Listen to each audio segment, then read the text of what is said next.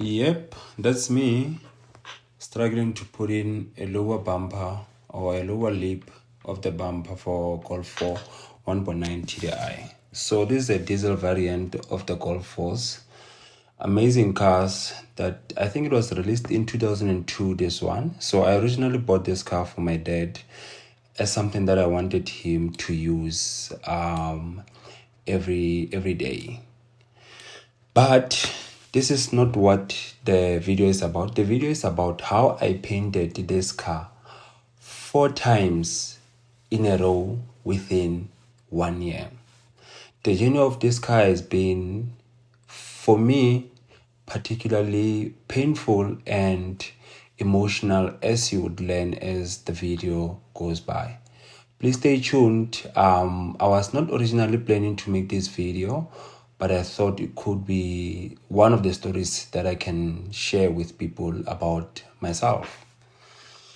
So I bought this car in 2019 for my father, and I had promised him that I will bring the car home November, and he was very excited and looking forward to his new car because I had just taken away the car that I borrowed him, my Audi A4 V6, but that car was not fuel efficient at all, and my dad was not working. So I decided to take that car and get him a Golf 4 1.9 TDI because I know the car is super fuel efficient, so it was going to be the right car for him. So a friend of mine was selling this vehicle. He had just rebuilt the engine, and the only thing that had to be done on this vehicle was the bodywork. So I quickly bought the car for 30,000 at a time, which I feel it was expensive, but I needed the car urgently. So I just decided to buy it for my dad, and I took this car to one guy who owned a body shop to quickly fix the car so that I can drive it to my dad. So this guy worked on this car, and I don't know what kind of a body filler, not a body filler, I'm sorry, hardener he used on his paint. But what was happening is the body or the paint was not drying at all. As you can see on these pictures, the car is abnormally shining, and when you touch the paint, it's simply not drying. It's like rubber, so you can't polish the car, and it was just looking horrible. So I decided to leave the car with him to fix, but unfortunately during that time other things happened. My car keys were taken by some other guy because he was owing that guy.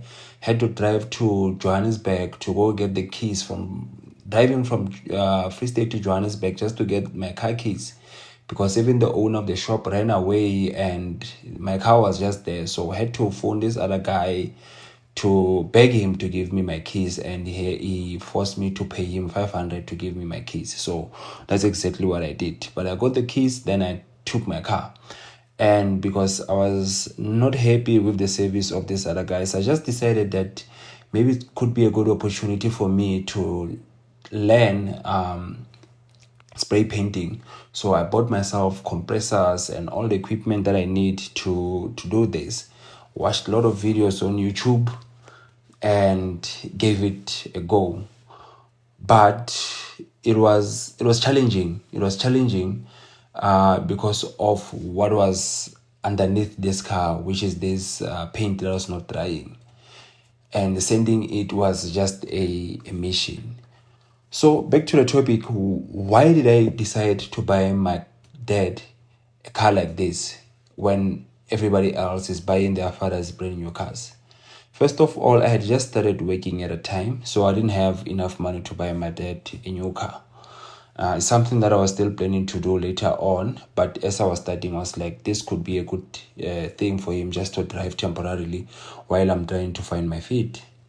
And also I wanted to be something that I worked on. As you can see here, this is what my father used to do. He used to build cars by himself from scratch, buy a scrap car that is rolled like this one, fix it up and drive it. And he was doing this thing because he didn't have money for a new car. Unfortunately, this Toyota Test was stolen back in 2015. And then in 2019, just before my graduation, a day before my graduation, his Toyota Corolla, the one that he's standing behind, got stolen. This is the Corolla that I rebuilt to a Audi powered, as you can see here. It was stolen and we found it without an engine. So it was just lying in the yard there and he had no interest to fix it. And I also had enough with him being heartbroken with people stealing his cars. So I was like, leave the Toyotas because we can see that they are getting stolen now and then. Let me find you something different that you can use and enjoy. So that's what I set out to do.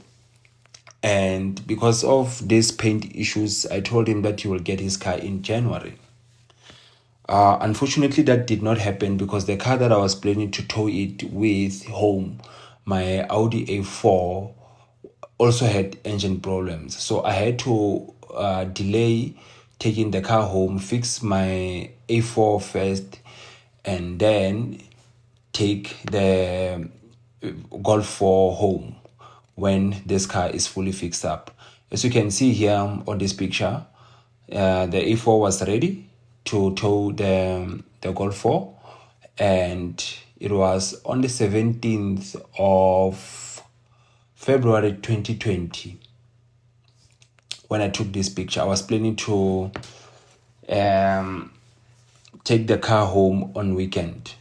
Unfortunately, on the 18th of February 2020, my father passed away. So basically, my father couldn't see his car because of all these issues that I faced. Yeah. So the very same or the following weekend, we traveled from Free State to Mpumalanga to put him in his final resting place. Unfortunately, when I was still in Mpumalanga to bury my father, I gave my friend a key to my place. And he took the very same Golf that he knew that this was my father's car, the one that I was planning to give it to him. He took the car, he went with it to enjoy himself with his other friends, and he wrecked my father's car. So when I came back, I had to start afresh and work on this car again. As you can see, we opened it up here because the clutch was bent and it was smashed in front because he drove it off the cliff. So that was another setback. So at this time, the car had already been painted twice. So I had to strip off the paint again because the mistake that I made when I was painting it is I didn't remove everything that was underneath. I was supposed to remove the paint to bare metal, but that's not what I've done. So I had to paint it again. So the third time now painting the car is we learned our lesson. We managed to strip off most of the paint out of on the body. However, we used a flat disc to do this because the sandpaper was not working. So the only way was to use a flat disc of a grinder to do this. But as you know, this makes the body to be wavy. So we carried on to strip off the paint of the body, almost everything, where we having this paint that is not drying. So we removed it. We're happy with it with a friend of mine. And then we went on ahead to do the body repairs to replace the panel that was damaged when the car was driven off the cliff. Actually, at first we attempted to fabricate this body panel out of a straight sheet of metal, but because I was just new into this game. I didn't know how to use a welding machine, and we tried with a test piece, and we realized that this is something that we cannot do, basically. And then eventually we decided that it's best to go to a scrapyard, cut out a piece of panel from another golf, and just come and weld in that piece. Basically remove the spot welds and just fit in a straight piece. We thought that will look nice, because trying to build a piece of metal without equipment was proving to be quite a task. So we managed to achieve that, and then we applied body filler on all the imperfections on the body, and then as you can see here, we wrapped the car, and then we primed everything, preparing for spray painting the body. So as you can see here, this is the car, almost fully assembled in terms of the doors, and everything is fully assembled. The only thing that is left is to install the interior pieces, because we had everything stripped out of the doors, which is something that we are not supposed to do. So here I have the Golf in my garage, because I was working on it when I knock off from work. I wanted this car to be done as soon as possible so that I can finish it, as I promised my dad that I was going to finish it. So even in his absence, I felt a need to complete this car. So I was working flat out to make sure that I finish this project. So I was working at night here, installing the door panels, assembling the interior, installing the rubbers, and everything that needed to be installed. So here's the time lapse of what I was doing on all the doors.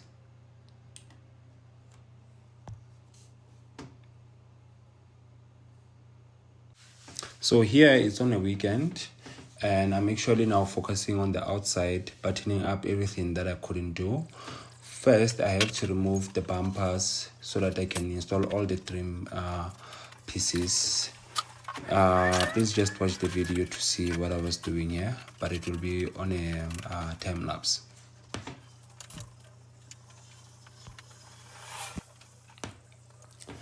Yep, so what I did is I assembled the car fully, and I had the car driving. I was actually using it to go to work, but because of the issue that I mentioned earlier in this video, that when we did the preparation for the paint work, we did not do it properly, because we were using a flat disc to remove the paint that was not drying. The car was now wavy.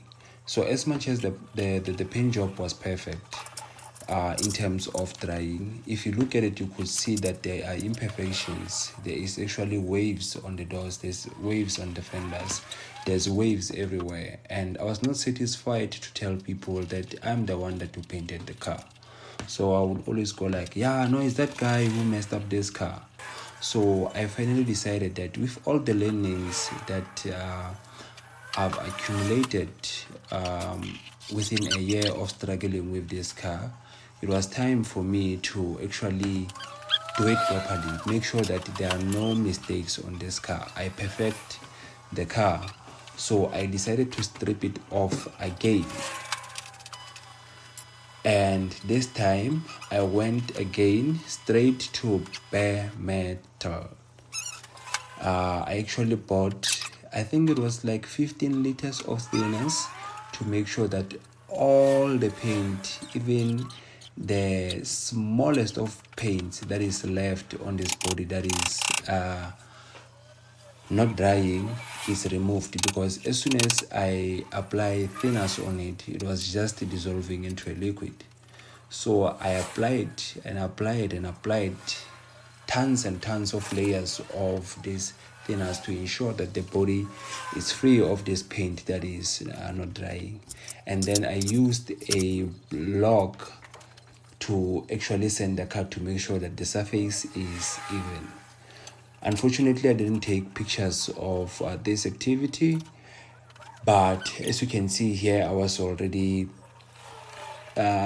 finishing to paint the car in my garage. So this was a bit controlled, and I was actually painting at night to ensure that there is no dust that is going into the car. And these are the final images of the car, how it actually looks like now.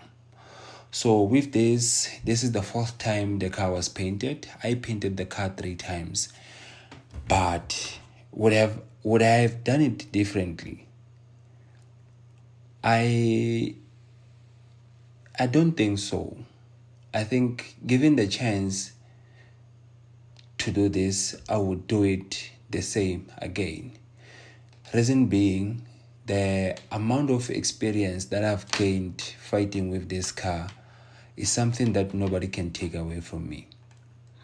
As you can see in my later videos, what I was able to do with the skills that I've actually learned, that I've taught myself with this project Golf 4 is something that I value. So I will do it the same once again. And this has given me the opportunity or the capability to never take my cars to anybody again, to actually do everything by myself. So as things stands now, I can do mechanical work, I can do electrical work, I can do paint work, which makes me, I wouldn't say a jack of all trades, but when it comes to cars, I can survive with anything. And in the end, I just had to close this chapter of this car. I ended up selling the car so that I just move on with my life and continue to build cars and do things that excites me, that reminds me of my father, who taught me most of the things that I know about cars except paint work. But paint work, I had to learn it through pain as I was trying to build something for him. But little did I know that he was already living on a borrowed time that God has given him, like few days. If I knew this, I would definitely have done it different. Maybe I would have chosen to buy something for him that he can use immediately. But such is life. God does not give us the capability to know when a person will leave you. I only did what I thought was best at the time. And it hurts me to know that he couldn't see the car, but my intention was for him to enjoy the car. As much as God decided that that's not what was best for him at the time, it's still okay. I still look up in the heavens and smile knowing that I built my dad something, and I just chose that it needs to go away from me. And as a result, that's when I started to rebuild a Toyota Corolla. And my goal or my aim was to infuse something that I love, which is Audis, into something that he loved and make it one. So if you haven't watched the Corolla series, please go ahead and click on my profile.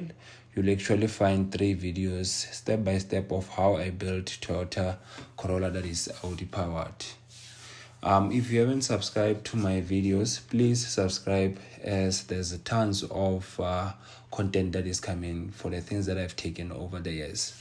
All I want to do, guys, I just want to share my story of how I became the way I am, and just to show you